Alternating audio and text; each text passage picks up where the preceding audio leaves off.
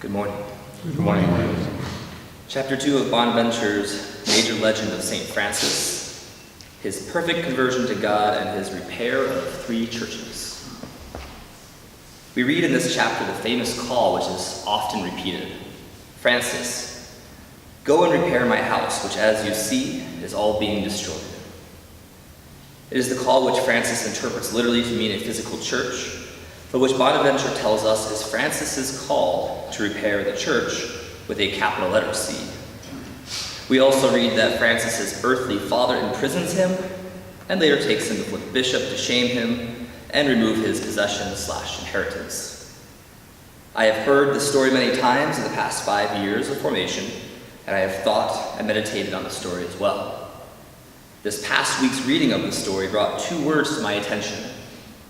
2 words which are highlighted in the footnotes on page 538, if you're interested. Drunk and naked. The text reads, "Moreover, drunk with remarkable fervor, he took off his trousers and was completely stripped naked before everyone." First, I'd like to look at the word drunk. Part of our fascination with Francis of Assisi is his extreme conversion experience.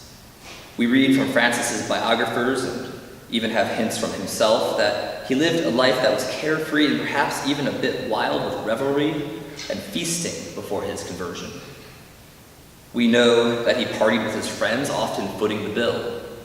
So when I read the word drunk in Francis's post-conversion story, I take note. Drunkenness or inebriation is the imbibing of too much alcohol, but can be abstractly understood as intemperance or having too much of a passion. Drunkenness usually leads to a lack of prudence, so as to act foolishly or in a way one would not have had they been sober.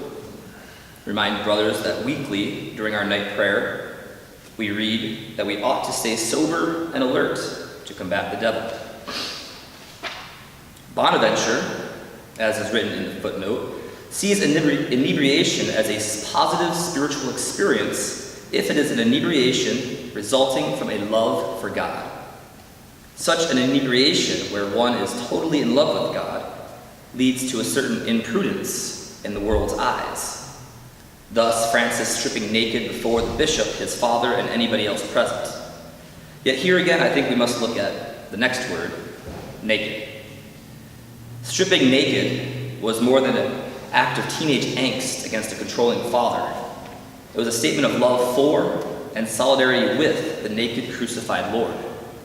What appeared to be imprudent behavior, an action which a truly drunk man may participate in, was in fact the removal of all barriers between Francis and his Lord.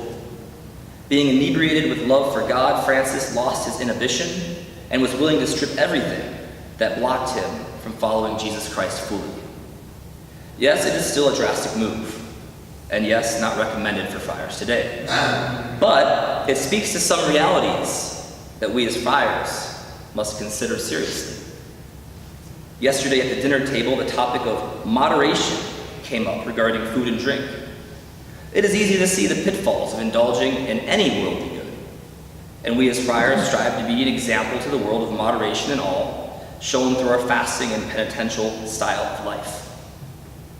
So can there be such a thing as intemperance or indulging too much when it comes to loving God? Answer seems obvious, no. We can neither receive too much love from God nor in return love God too much. Francis gives us the proper example, and Bonaventure characterizes it correctly as becoming drunk with remarkable fervor for the Lord. It is an image which causes me to reflect.